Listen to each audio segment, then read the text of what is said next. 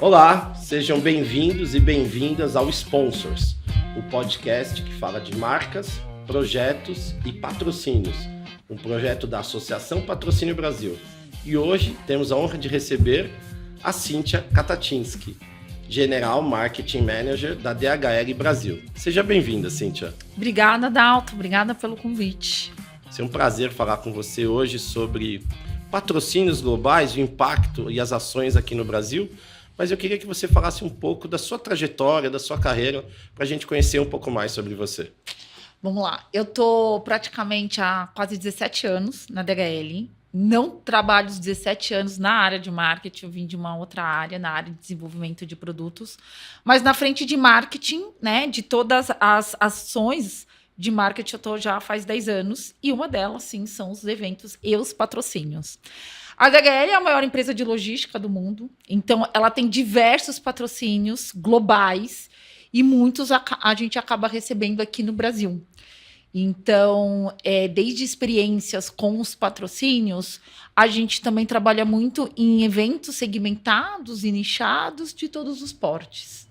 Então, outra frente também que está a parte da minha trajetória, como a gente faz essa comunicação ao mercado, né? Essa grande mídia que a gente tem tão diversa. Então, também tenho equipes, pessoas e agências especializadas trabalhando nisso também.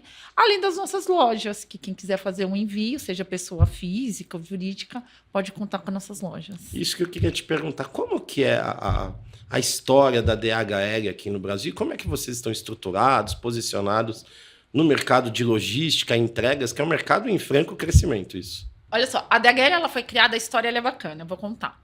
Eram 3 amigos, eles moravam em São Francisco, lá nos Estados Unidos.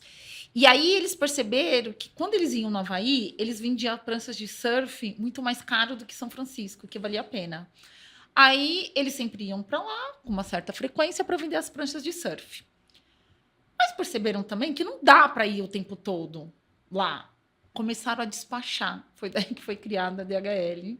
Olha que bacana. Que interessante. Né? Com o despacho de pranchas de surf. E hoje ela está presente aí em todos os países e territórios. Na DHL está aqui desde 1979, está aqui no Brasil. Hoje a gente tem uma grande estrutura. Vale a pena reforçar que nós somos 5 unidades de negócio no total, mas no Brasil tem 3. Então, eu faço parte da Express, de carga rápida, de carga aérea. Tem a parte da supply chain, que é quando vocês olham aquele pilar grande da DHL, amarelo na Marginal Pinheiros, né, perto de Alphaville, quem pega o Rodanel. São os grandes armazéns, grandes sites, e à frente deles agora é o Fulfillment. E tem também a DHL Global Forwarding, que a gente chama de DGF, que é a parte de agenciamento de cargas, para grandes cargas. Muito interessante. E vocês, como uma grande companhia de logística, de supply chain, de fulfillment, vocês também realizam grandes patrocínios, né? Que a gente vai comentar aqui um pouco. Eu queria te fazer uma primeira pergunta, né? Quais são os principais desafios para adaptar e gerir esses patrocínios globais aqui no mercado brasileiro? Vou trabalhar em 2 frentes. Na parte de patrocínio, eu acho que o principal ponto é a parte de regulamentação e legislação, né? Cada país tem o seu regulamento, tem a sua legislação e precisa entender o nosso também. Eu vou dar um grande exemplo, a Indy. A Indy, há muito tempo atrás, quando eu nem trabalhava na DHL, eu era estagiária da Varig, eu fui na Fórmula Indy no Rio de Janeiro.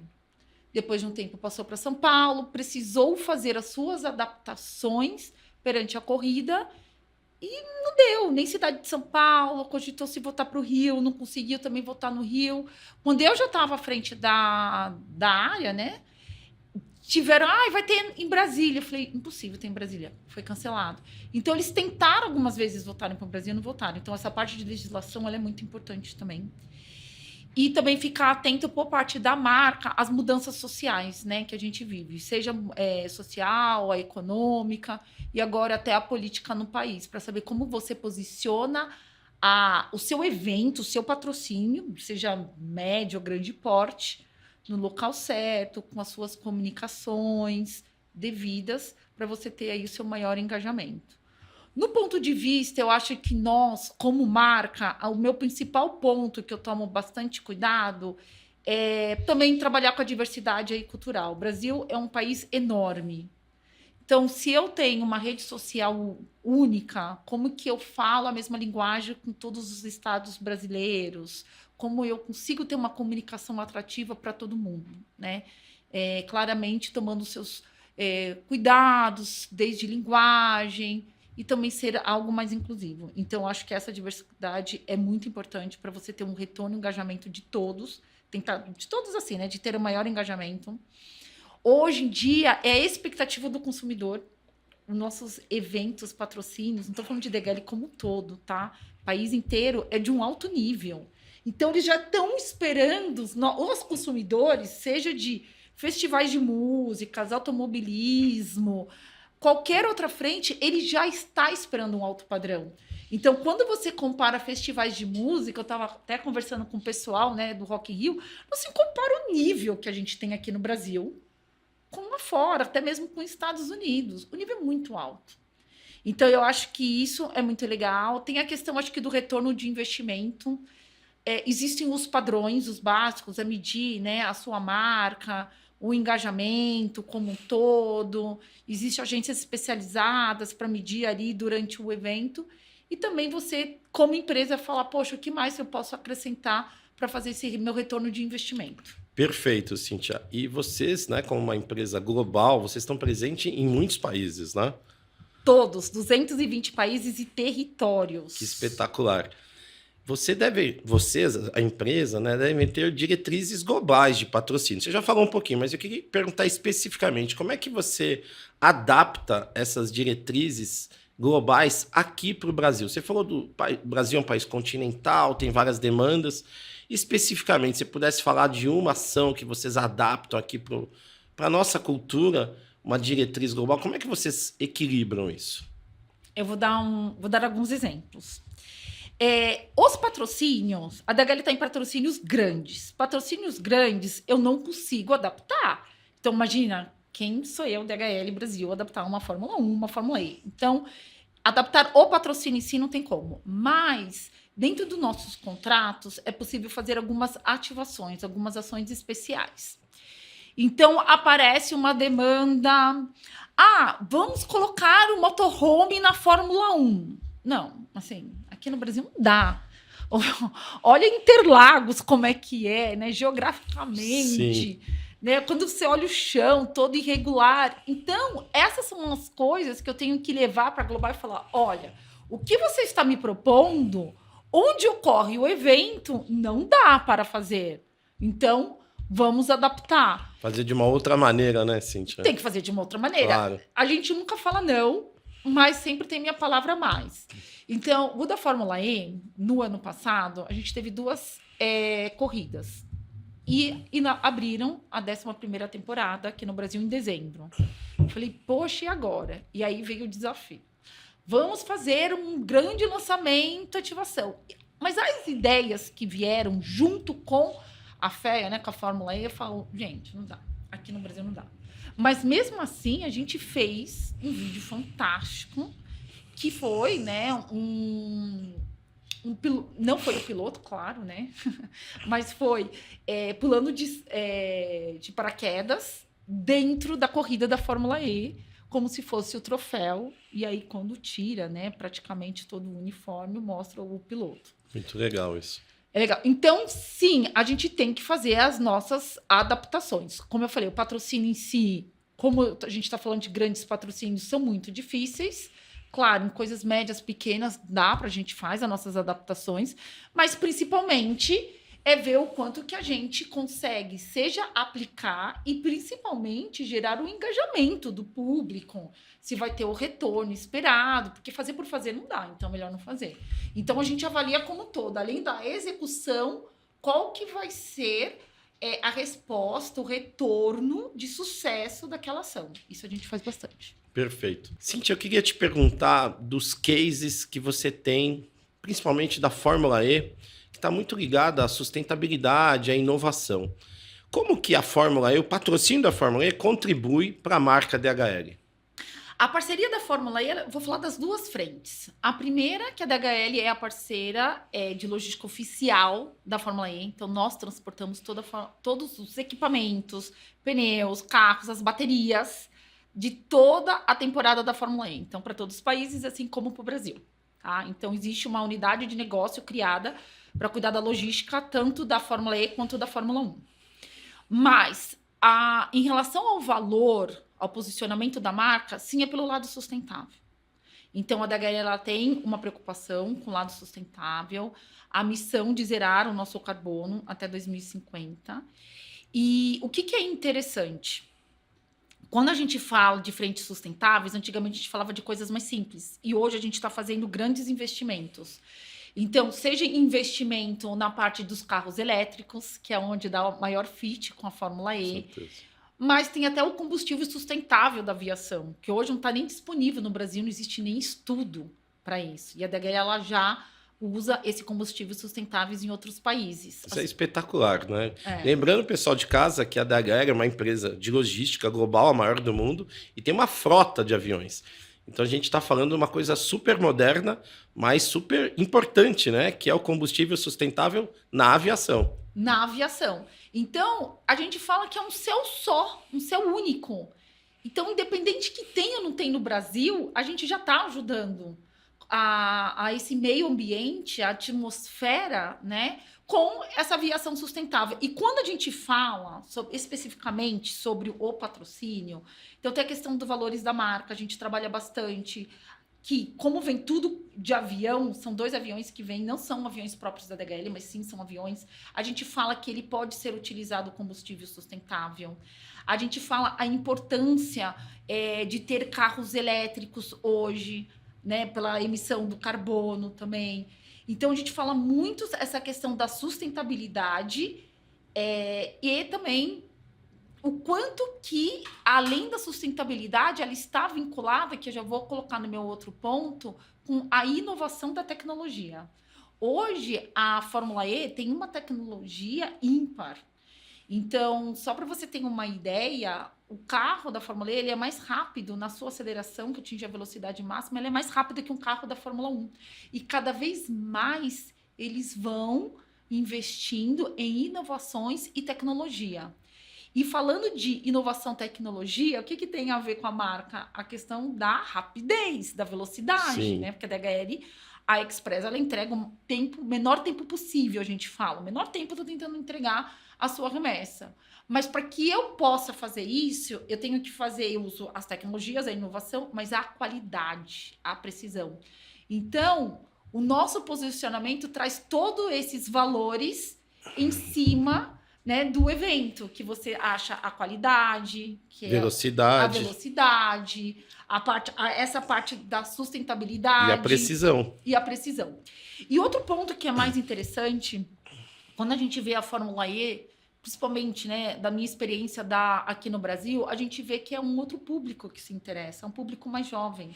Então, é a construção, esse evento, eu acredito mesmo que a Fórmula E está sendo construindo, está criando o seu público mais com um público mais jovem. Isso eu achei muito legal, porque ele já tem essa preocupação com o meio ambiente. E os carros elétricos vieram para ficar. A gente está vendo aqui nas ruas, né, de São Paulo, do Brasil, a quantidade de modelos, né?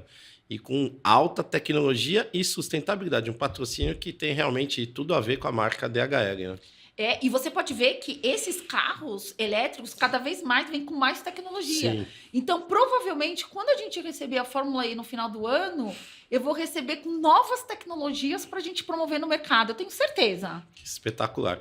E eu queria te perguntar mais uma coisa sobre esses patrocínios globais, porque é um case muito específico, né? A gente recebe grandes eventos aqui no Brasil, mas é muito interessante quando uma marca que está presente aqui no Brasil pode fazer essas ativações, essa relação com o público, né?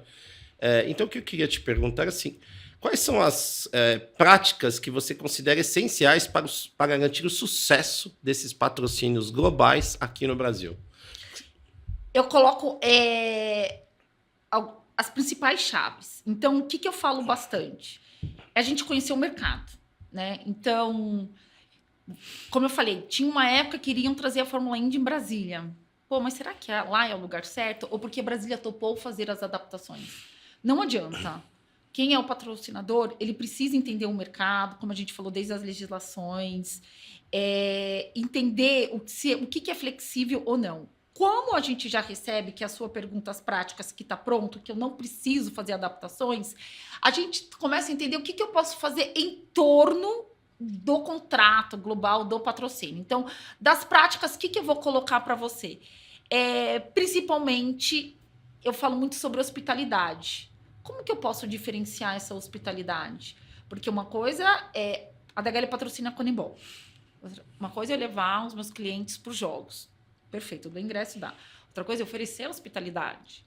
Então, a gente oferece um ponto de encontro, onde ele pode comer, ele pode beber, inclusive, ainda mais no estado de São Paulo, que não é permitido bebidas alcoólicas. Tem alguns estados que sim. Mas aqui, no estado de São Paulo, a gente sofre um pouquinho, né? Que não pode. Então, a gente já oferece esse ponto de encontro. Eu ofereço um transfer que para na porta do estádio, na hora da volta. Os nossos clientes vão sair. Isso faz muita diferença, Isso né? Faz total diferença. Sim. Total. Outras coisas que a gente fala bastante também, a experiência, né? Eu vou oferecer uma experiência interativa.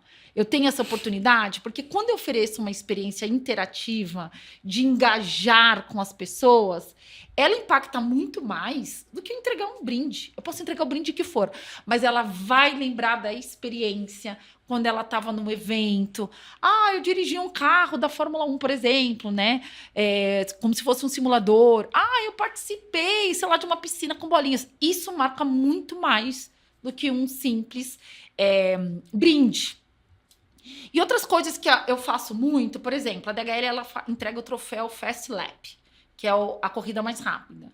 Poxa, como é que eu posso promover isso, né? Então, tem o troféu patrocinado pela DHL, mas nem é a pessoa da DHL que entrega. Então, a gente tenta trabalhar, agora entra a parte da comunicação. Como que eu posso me diferenciar na comunicação? Entendendo o meu público, quem não só segue, mas quem é fã da marca. E a gente faz toda uma construção, né, da comunicação diferenciada em volta do patrocínio para o nosso público. Muito bom. Eu ia te perguntar de alguns exemplos de ativações que deram certo aqui no Brasil. Você citou alguns, na verdade, mas você pode falar para a gente, em termos de resultados expressivos, qual ativação que vocês fizeram em algum desses eventos que, assim, resultados que realmente marcaram esse patrocínio? Você poderia entrar nesse nível de detalhe? Posso. Tem patrocínios que não tem como não dar certo. Eu acho que o nosso maior de destaque é a Fórmula 1. Quem vai na Fórmula 1 é porque é muito fã. Mas, novamente, eu entro na parte da hospitalidade.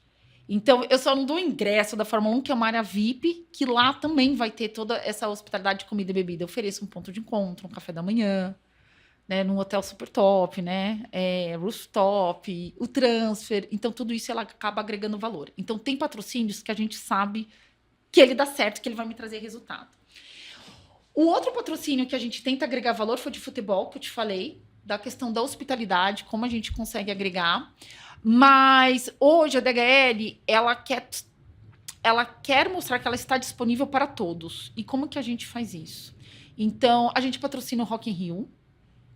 E para o Rock in Rio, a gente trabalha para o grande público, que a DHL está disponível para todos, e a gente tem as nossas ativações.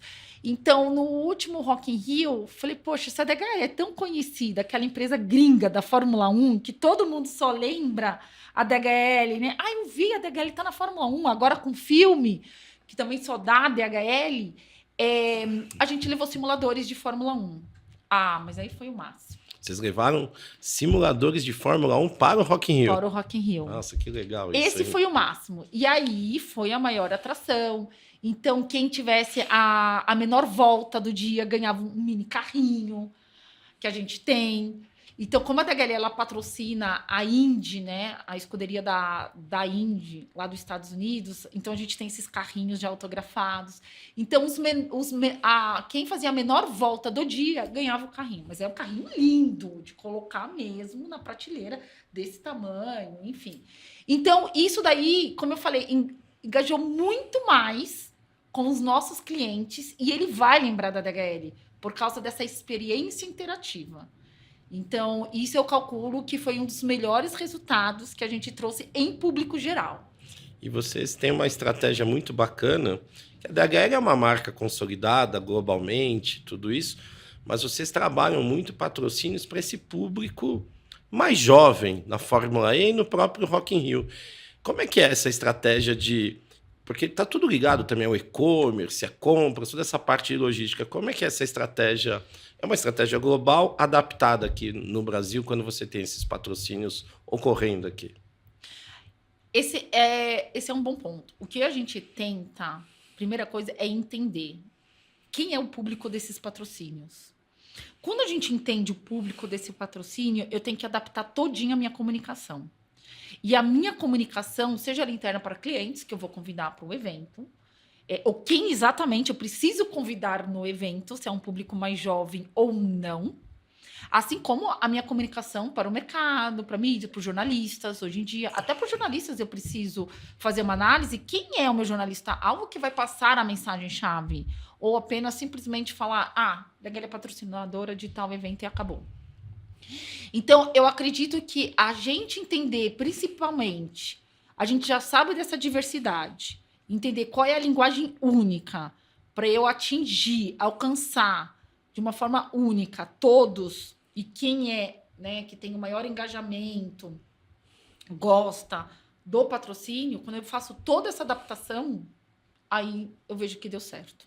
Então, parece bobeira, né? Falar, poxa, mas você precisa adaptar a sua comunicação para a Fórmula 1? Eu preciso adaptar. Para a Fórmula E, você tem que fazer diferente? Tenho, porque é um público mais jovem, é um público que ele é preocupado com a sustentabilidade, com a tecnologia, porque hoje da Fórmula 1, quando você fala em tecnologia, nem se compara com novas tecnologias que já estão fazendo na Fórmula E, que é um patrocínio em construção. Eu acredito que há alguns anos vai ter mesmo número de fãs ou maiores que a Fórmula 1. Daqui a alguns anos, porque eles estão construindo. E é nítido ver como é um público mais jovem, essa geração Z. Então, a gente percebe. Então, quando você faz essa análise primeiro, você consegue adaptar tudo que você pensa em fazer em relação ao patrocínio, seja convidar clientes, a marca, né, experiências, e principalmente a sua comunicação ao mercado, porque senão não vai. Isso, inclusive, ajuda o público a conhecer mais sobre a Fórmula E e se interessar mais, né? Porque a gente vê que essa geração de hoje ela é muito informada. Ela tem um nível de detalhamento maior do que a minha geração. Então, é importante sempre adaptar essa comunicação para que essa demanda de conhecimento seja atendida, né? Porque esse público é ávido. Eles consomem conteúdo numa frequência absurda, né? Absurdo. Meu maior aprendizado é em relação ao ISL, que são e-games. Então, no Brasil, vem o Counter-Strike. A primeira vez que eu fui no evento desse, eu me senti um ET. Eu, uma senhora, né? Senti um ET. E toda a comunicação do evento é feita por um Twitter. Eu não tenho Twitter. Então, na primeira vez, eu falei, gente, não sou eu que tenho que estar aqui. E aí, quando eu vi que eram nossos clientes que queriam levar filhos, existe aí que eu falo adaptação, né, das regras globais. Ainda mais games, né? Eles têm uma linguagem própria, né? A gente tem que ter um tradutor ali, vamos dizer assim, né? É um mundo à parte. Sim. Vou te falar que é um mundo à parte. Games tem uma linguagem muito peculiar. Os jogadores. Quando entrou um jogador, todo mundo levantou, aplaudiu. Eu falei, nossa, é o Neymar que tá entrando. Não! É um fenômeno. Um mercado fenomenal. E é um evento caro. Sim. Gente, tudo que gira em torno de e-games, eu te falo, são investimentos caros. São poucas marcas que conseguem entrar nesse mercado. E a DHL entrou também com a parte de logística.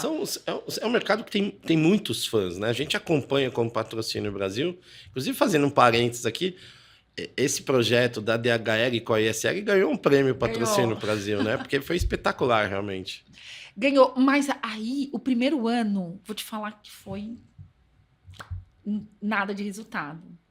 E é por isso que eu falo, o quanto que a gente precisa se adaptar. Então, você falando desse novo público, mercado, dos jovens, No segundo ano, a gente adaptou totalmente. Desde a parte do nosso stand, quando a gente estava lá no evento. Aí veio o pessoal de fora. Então, eu lembro que nas primeiras artes, as primeiras ativações que a gente queria fazer, ele falou, imagina, ninguém vai entrar no stand. Então, a gente tem que fazer essa adaptação. E o que eu fiz? Eu tive que contratar influenciadores jovens que se comunicam pelo Twitter, se comunicam no canal dos e-gamers para atualizar a gente, assim como fazer nossos posts nas redes sociais e falar com nossos clientes, porque eu tive que adaptar o meu convite. Ah, não, só pode um com acompanhante. Eu falei, não, é um evento familiar, esquece. Se você só me dá um ingresso ou um ingresso com acompanhante, não vai ninguém. E chegou ao ponto de eu falar, então não vou usar os ingressos. Não, vamos adaptar. Então, eles mesmos tiveram que aprender. E hoje já vem com uma política de exceção que pode convidar mais de um acompanhante, porque já entende que o evento é diferente de uma Fórmula 1 que pode ir uma pessoa sozinha, porque ele vai curtir totalmente o evento, ele não vai lá para conversar, ele vai lá para assistir a corrida, a Fórmula E também. Então a gente percebeu, esse para mim foi de patrocínios, foi meu maior aprendizado e até hoje um desafio também, né? Desafio. E até hoje eu aprendo. Adalto, é incrível. Toda vez que vem a SL, eu tremo um pouquinho na base e falo, vamos lá aprender. Mais aí um aprendizado, porque também é muita inovação, Eu ia tecnologia. Falar isso. Estão sempre se renovando, né? Sempre a se próxima renovando. versão do jogo já vem com demandas novas também, vamos dizer assim, né? Você fala, de novo Counter-Strike. Não é de novo. Peraí. São outras versões, são novas versões. Então, é impressionante. Então, você estar aberto, muito mais do que aprender, é estar aberto para fazer o diferente. E fazer diferente com, sim, gerações Z. Então, às vezes, eu tive que já pegar alguns adolescentes para fazer seus comentários, que pudesse explicar, me sentir a tiazinha. Mas é isso, sou já, né? Mas é isso, é estar aberto, porque cada vez mais esse vai ser o futuro. Com certeza, é tendência. Né? Eles vão evoluindo, né? Vão envelhecendo, entre aspas, e as marcas vão junto, né? Não envelhecendo, mas vão caminhando junto com essas pessoas que são novos jogos, novas versões, mas é um mercado que já existe há alguns anos, mas nos últimos anos teve um crescimento gigantesco. É muito legal ver uma marca tão tradicional, pode dizer assim, mas ao mesmo tempo inovadora, como a DHL, apoiando, né, patrocinando esse tipo de competição. É muito bacana. Eu queria te perguntar, Cíntia, você falou de resultados, né, que no primeiro ano ali foi um pouco mais difícil, no segundo ano vocês se adaptaram e conseguiram colher mais frutos, né? Como que vocês medem o retorno desses patrocínios? Vocês usam alguma métrica específica? Vocês fazem pesquisas? Como que vocês avaliam se o patrocínio que está dando retorno, quanto está dando de retorno? O que vocês enxergam como retorno? Como é que funciona essa parte aí nos patrocínios de vocês? A gente tem as métricas tradicionais. Então, quando é necessário, a gente aplica, né? Medir a visibilidade da marca. Hoje, a gente mede muito a questão da visibilidade, do engajamento nas redes sociais também. O que a gente tem de interação. Então, todo esse pacote a gente faz junto. Então, principalmente no Rock in Rio, que a gente acaba adaptando bastante a comunicação, porque, vou dar um exemplo, hoje a DHL, ela trabalha muito com influenciadores mais nichados. Mas no Rock in Rio, não, eu tenho que trabalhar com influenciadores gerais, macro. É a forma de a gente adaptar essa comunicação para eu atingir o meu maior público. Então, a gente também envolve toda essa parte, tá, de comunicação, a parte de PR, o quanto que a gente tem de publicações também, da parte dos jornalistas, da mídia. Então, tudo que tem de exposição ao mercado, a gente avalia. Que são as métricas, acho que mais tradicionais, que todo mundo usa, até agências especializadas, para medir a visibilidade da sua marca dentro do evento. Então, isso a DHL, ela acaba utilizando. Não são todos patrocínios, mas a gente acaba utilizando. Agora, o que eu adapto? Eu adapto, quando eu tenho esses patrocínios, eu convido meus clientes. Então, eu adapto a fidelidade dele, o quanto, né, ele continua fiel à marca, ele acaba utilizando nossos serviços. Eu sempre peço feedback dos eventos. Você poderia me dar um feedback? Qual é o seu ponto de melhoria? Para a gente sempre melhorar a nossa experiência com ele, principalmente em parte de hospitalidade. E é legal porque os clientes eles já sabem separar o que é responsabilidade do patrocínio e o que a DHL poderia melhorar como, né, a partir da sua hospitalidade. Então, eu sempre peço isso, e aí a gente vê também, de fato, o quanto que ele acaba gerando com a gente. E é impressionante, porque, assim, a fidelidade do cliente, ela acaba gerando um relacionamento de parceria. Então, tem clientes que era só negócios. Quando eles vão ao evento, ao patrocínio, virou parceiro.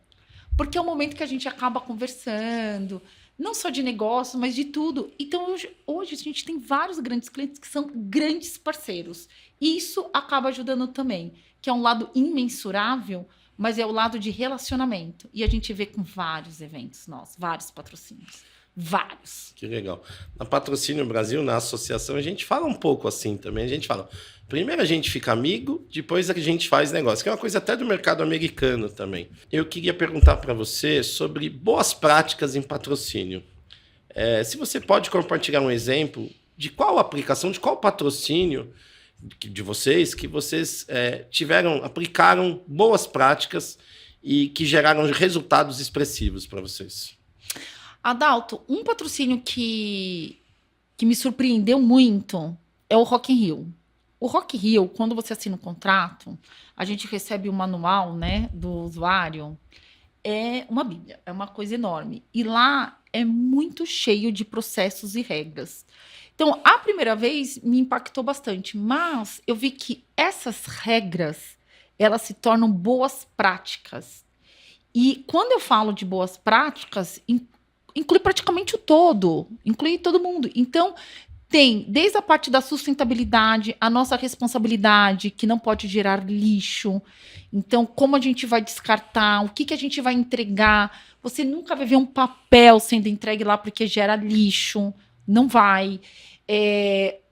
As empresas que acabam oferecendo bebidas, os copos, a gente já vê que não são mais aqueles copos de papel, eles já modificaram, ou para você colecionar, ou então aonde você pode descartar, e ações para você descartar esses copos. Eles têm uma pegada muito forte nessa parte de sustentabilidade. Acessibilidade, também eles se preocupam muito. Dentro do meu stand, eu preciso escrever como que um cadeirante ele pode se locomover dentro do meu stand. Então, todas as marcas são responsáveis pela acessibilidade, não apenas o evento. Porque o evento fala, não, mas eu coloquei lá uma rampa. Não, todo mundo é responsável por isso. A preocupação também com o bem-estar de todos o público em geral. Então, quando eu falo bem-estar, a questão do banheiro, oferecer ponto de alimentação, hidratação. Sim. Isso daí me surpreendeu muito. Então, cada vez mais, a gente vê a preocupação deles para oferecer aí essa excelência, essas boas práticas para o público. Então, quando a gente se adapta a essas regras e faz direitinho como regem, eu vejo que eu estou fazendo automaticamente a minha empresa, a minha marca, ela está nessas boas práticas. Com certeza. A gente fala na associação que um bom patrocínio, um patrocínio responsável socialmente, ele atende às demandas do patrocinador, do proponente e principalmente do público. E quando você fala de um evento, do tamanho e da importância de um Rock in Rio, aplicar essas boas práticas é fundamental, né? Porque é isso que torna o evento um sucesso e os patrocinadores também, que a gente sabe que muito do sucesso do evento vem de um grande grupo de patrocinadores de marcas muito relevantes, né? Você vê que é feito um excelente trabalho pelo pessoal de lá e pelos patrocinadores. E é feito. Não, e o público agradece, né? Eu falo pela responsabilidade que eles colocam para as marcas e o quanto que as marcas estão engajadas para atender todas essas regras que, novamente, é muita. São muitas licenças. Você não faz ideia a quantidade de licenças que a gente tem. Mas é para proteger. É para oferecer o melhor 24 horas quando você está dentro do evento. Então, sim, isso protege eles, protege a gente e protege o público geral. Não, isso com certeza. Bom. E a gente percebe que hoje o público ele consome, né, no bom sentido, os patrocínios, né? Ele participa, ele opina e ele vê que um evento tem grandes patrocinadores, aquilo ali é um indicador de qualidade, né? E com as redes sociais, todo mundo tem voz, né? Então isso gera o que a gente fala, a gente estava até falando isso numa live recentemente. Qual é o segredo do sucesso de uma ativação? Eu acho que são as boas conversas, né? As conversas positivas que são geradas a partir de um patrocínio. Então, acredito, tenho certeza que vocês estão no caminho totalmente certo.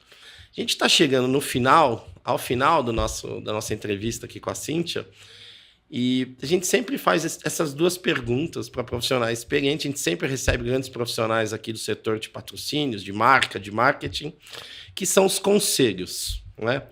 Eu vou te pedir 2 conselhos, ou quer dizer, 2 tipos de conselhos, na verdade, podem ser até mais.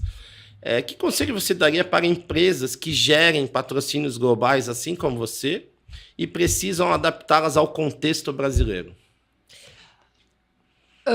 A primeira coisa é entender o seu público.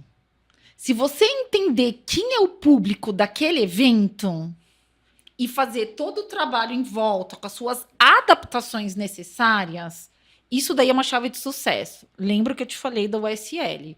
O primeiro evento, eu falei, vou lá, vou entregar, vai clientes. Não. Deu 0 de resultado. Então, você tem que entender o seu público. Se esse seu público é o mais jovem, mais tecnológico, ou seu público está muito relacionado com o meio ambiente, o lado social, a responsabilidade social, que hoje em dia a gente acha que é clichê, mas não é, porque quando você faz... Poxa, quando a gente pega patrocínios que não são responsáveis, que dá aí um erro no meio do processo pelo lado ambiental, você estragou, a empresa faliu. Naquele momento, aquele patrocínio não acontece mais. Então parece besteira, não, beabá. Não é beabá, porque tem muitas coisas hoje que não são aceitáveis. Exatamente. Então, para mim, a chave do sucesso é quem é o seu público final. Vai adaptando. Eu tenho que adaptar toda a minha comunicação, tenho que adaptar meus influenciadores, meus jornalistas, internamente.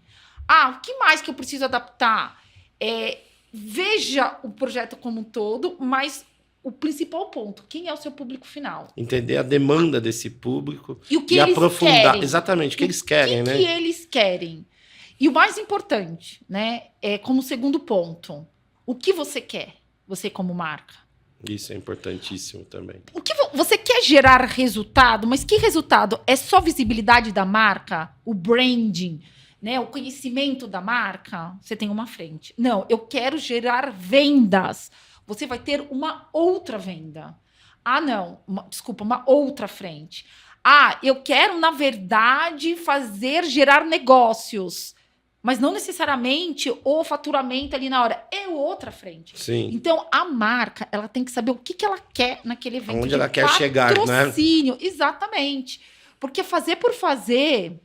Aí você vai me perguntar quantas métricas eu tenho. Se eu for em cada patrocínio fazer por fazer, eu vou ter 300 métricas. Agora, se eu for com objetivo, o meu objetivo é esse, eu tenho essas métricas. Onde você quer chegar, você consegue traçar um melhor caminho, né? Exatamente. É isso, né? Isso. E conhecer o público é fundamental. É fundamental. Porque, novamente, você vai fazer uma comunicação tão ampla que você está aqui no topo do funil. E quando você quer ver exatamente, de acordo com o seu objetivo, onde você quer chegar, você não chega. Porque você fez algo tudo amplo. Perfeito.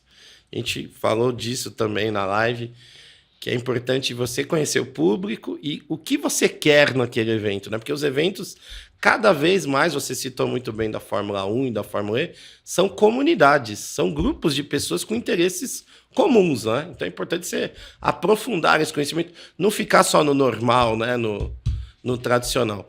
E eu queria te fazer mais uma pergunta nesse sentido de conselhos. E o que você falaria para os proponentes como fundamental para um bom patrocínio, para as pessoas que promovem os eventos, realizam os eventos? Vocês têm...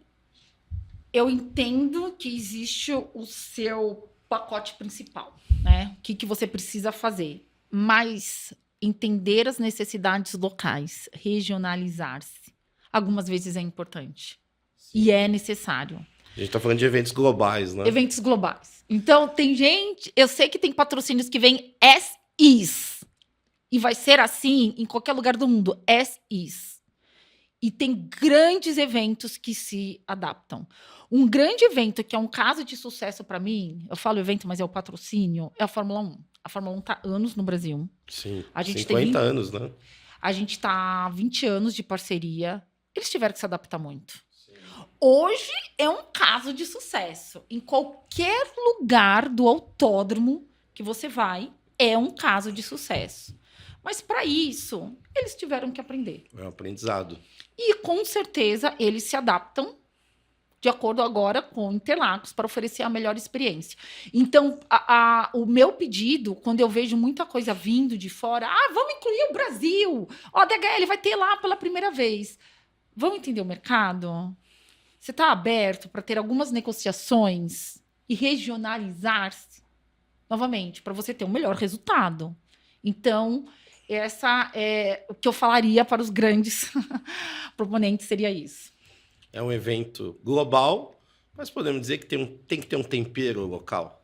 Tem que ter. Se você não quer ter resultado, foi linkando o que a gente falou. Ou você faz por fazer, ou você faz por um objetivo. Se você quer atingir esse resultado, você tem que se adaptar. Não dá para trazer o evento como é em qualquer lugar do mundo, para o Brasil. Poxa, olha a nossa cultura, como é diferente na Arábia Saudita, como é diferente até mesmo no México. E por aí vai.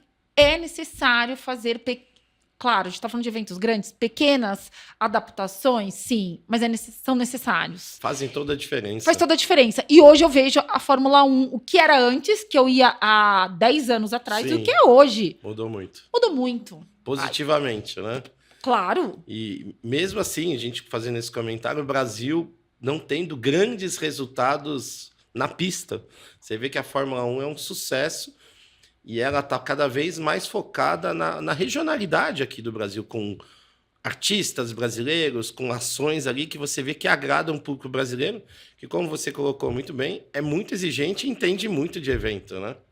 Ela se adaptou bem, sem citar alguns pilotos, as ativações que eles fizeram. Sim. Mas eles se adaptaram. Quando vem para o Brasil, eles se adaptam. É um outro clima, né? Exatamente. E você vê que o engajamento que vai gerar a fidelidade para voltar em outros anos, ela se faz. E sem contar que não é um evento barato, né? Não, um pouco. Para o público. Não é nada barato. Mas vale a pena, dá resultado. Mas vale a pena por tudo que ela faz. Então, sim, ela tem que se regionalizar-se, se adaptar-se, para conseguir aí todo esse resultado. E a gente está falando simplesmente do maior evento que é realizado no Brasil de entretenimento, não estou dizendo só de esporte, que é o GP, agora GP São Paulo de Fórmula 1, que é um evento espetacular. Cíntia, a gente chegando ao final aqui da nossa entrevista com você, eu queria deixar 2 minutinhos, até mais, se você precisar, para você fazer alguma consideração final, alguma colocação que você gostaria. Bom, primeiramente agradecer aí o convite. É muito legal. Quando eu falo de patrocínios, estar aqui, eu falo um pouquinho da minha vivência. Porque eu tenho vivência em grandes patrocínios. A DHL é uma empresa global. Então, ela traz e ela patrocina e traz vários eventos aqui para o Brasil. Gente, não é esse mar de maravilhas. Não é, Adalto. Teve muito aprendizado, sim, muito. Para eu estar aqui falando, olha, como eu enxergo, o que eu vejo que dá certo, principalmente essas adaptações, é porque teve muito aprendizado por trás. Então, estar aberto para fazer o diferente, para você aprender, não adianta só pesquisas, para você fazer o diferente, mesmo que você não está acostumado em trabalhar, seja em outras frentes, em outras mídias, com outro público, faça. Se aquele outro público que não é o seu, mas se você está patrocinando, isso acontece. Quantas vezes não acontece? Por ser uma empresa internacional, está vindo para o Brasil, você tem que patrocinar. Entenda como você pode tirar o melhor disso. E para você tirar o melhor, visando o seu objetivo, na hora da sua estratégia, esteja aberto para se adaptar, para fazer o diferente, quebrar o seu próprio paradigma. Eu tive que fazer muito isso. Então, foram muitos anos de aprendizados. Hoje tem patrocínios que eu falo que é o beabá, que são fáceis e que todo ano bate resultado. Foi o que eu falei da Fórmula 1. Tem patrocínio que eu falei, mas isso todo ano bate? Bate porque eu já sei a fórmula do sucesso. Sim. Mas quando vem os novos, e aí eu repito que o ISL a gente ainda está aprendendo. Sim. Eu ainda estou nessa fase de aprendizado, como eu vou me adaptar a cada ano com novas tecnologias, com novas tendências desse segmento que, querendo ou não, ele é um público mais fechado, talvez, dizendo assim. Não é... Você não encontra um gamer a qualquer canto, diferente de um outro fã de futebol, Sim. que é muito mais fácil também de você fazer as suas ativações e comunicações à mídia. Então, esteja aberto para isso. Então, quando vem, existe uma fase ali de estudo, de análises e de aprendizado. O que a gente pode fazer diferente? E tentar. Se você tentar e não errar, você nunca vai saber se vai dar certo ou não. Então, deixa errar, claro, ter as suas devidas responsabilidades. Sim. A gente faz isso, até onde eu posso errar, até onde eu posso abusar um pouquinho daqui. O erro ensina também, às vezes, porque o erro ensina para não fazer mais. Sim. Ou para falar, nunca tentei. Não, você tem que tentar. Mas, obviamente, ter as suas responsabilidades até onde você pode ou não. Mas, assim, o meu conselho é, faça diferente. Entenda. Entenda para você conseguir o seu resultado. Perfeito. Pessoal, chegamos ao final de mais um episódio aqui do Sponsors. Quero agradecer você que assistiu até o final do nosso podcast e deixar um recado. Siga o nosso canal e deixe o like. E se você quer saber mais sobre a Associação Patrocínio Brasil, consulte as nossas redes sociais ou o nosso site, patrociniobrasil.com.